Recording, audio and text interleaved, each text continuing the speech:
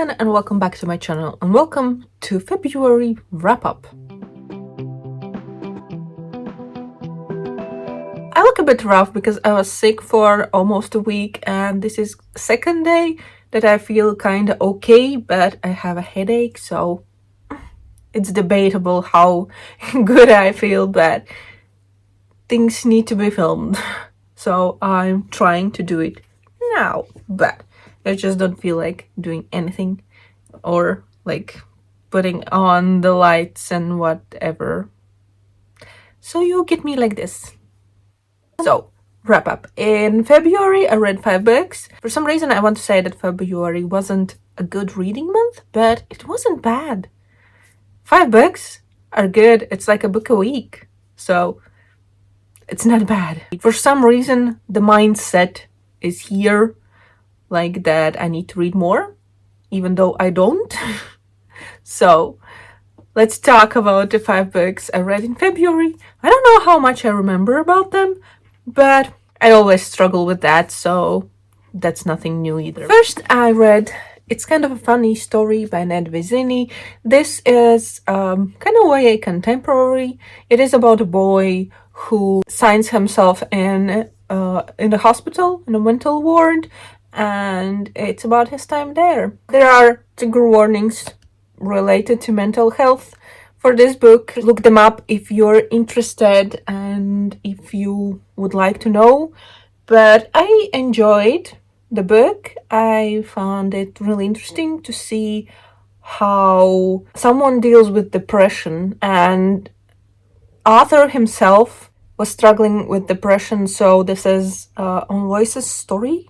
There are a lot of interesting characters Craig meets in the mental hospital, so it was really interesting to see how he interacts with them and how he formed friendships that we don't know if they lasted, but it was really interesting to see how he himself helped others too.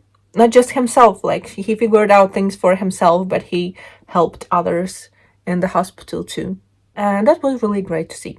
There's a movie based on this book. I enjoyed the movie, but I haven't rewatched it. I kind of want to rewatch it and see what I think about it now that I have read the book. Next, I have Legends and Lattes by Travis Baldree. This is a book club read for Tea Leaves Book Club. The live show is actually happening today when I'm filming, so I will try and remember to tune in and see what other people thought about this one. But it was a good read, but I think I was a bit disappointed because I expected something more. I don't know what, as always, when my expectations doesn't reach like some kind of imaginary thing that I don't know what it actually even is.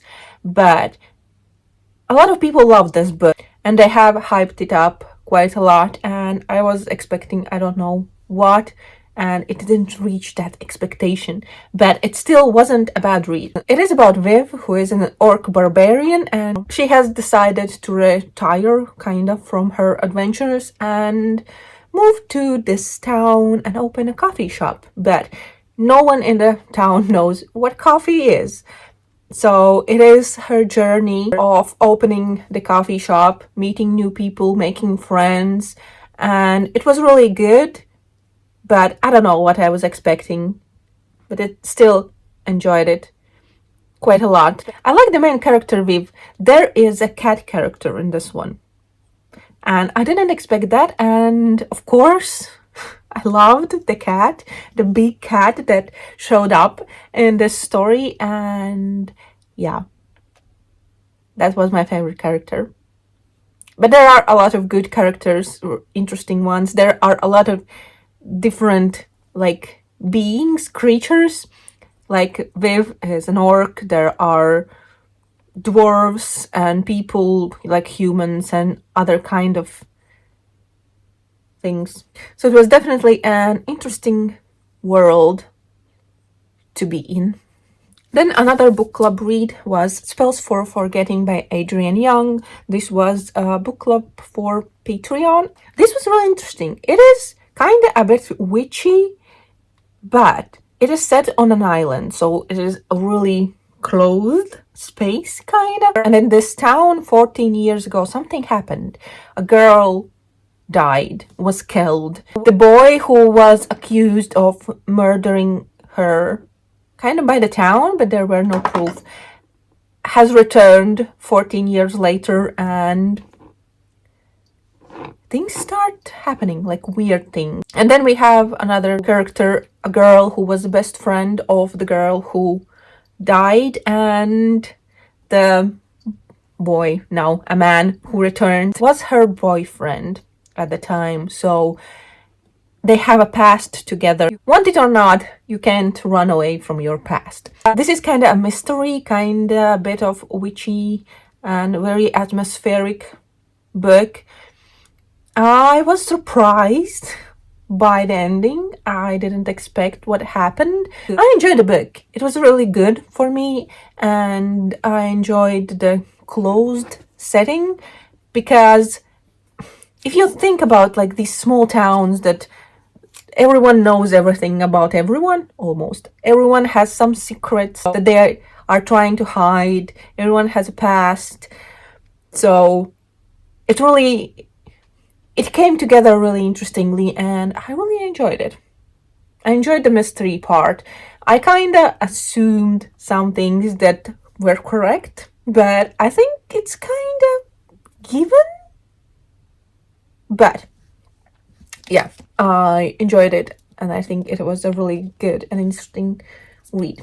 Then there was Cat Lady Readathon in February, and I kind of failed, because you don't have to read like a lot. You can open a book and not even finish it, and I will count that you participated successfully in the readathon. But apparently I don't count that for myself, because I read one book. I finished only one book, and I feel like a failure at my own readathon, because that wasn't the plan.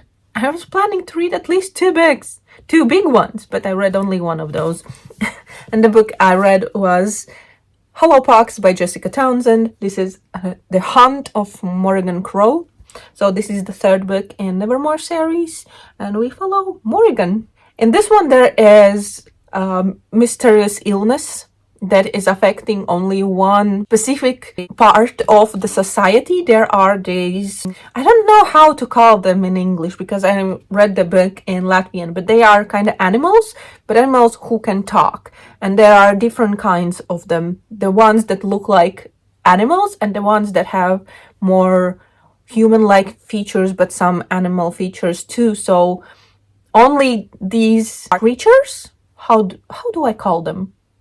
Only that part of the society in Nevermore, is affected by the illness. Of course, there are a lot of secrets and new things introduced. I really enjoyed the new class the Morrigan is going to, and learning new things.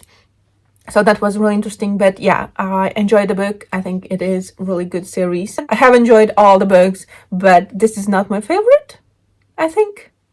But still, it is a really good read and a series that I recommend. I don't think I can say anything more, because this is the 3rd book in the series. The last read was The Guest Cat by Takashi Hiraide, and this is a story about a married couple who live in this, I don't know, it is like on a bigger property, like a small house, and they're renting it from the owners. Neighbors next to them get a cat, and that cat makes appearance and visits them quite frequently. It's a story about that, how they meet the cat, what happens to them, how they live their life. And yeah, it was good, but nothing like amazing. I don't know.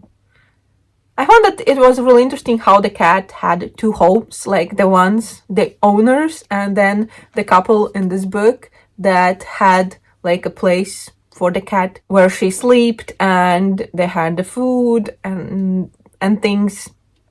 So basically the cat had 2 homes. There are more things to the story, of course, not just the cat, but I don't know what more can I say. It was interesting.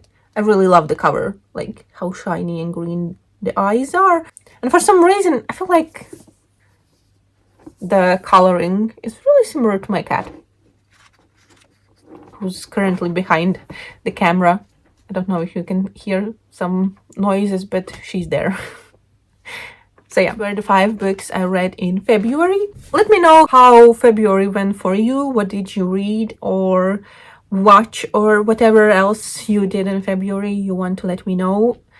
Do that in the comments down below. But that's gonna be it for this video. So thank you for watching. I hope you enjoyed, and I see you in the next one. Bye!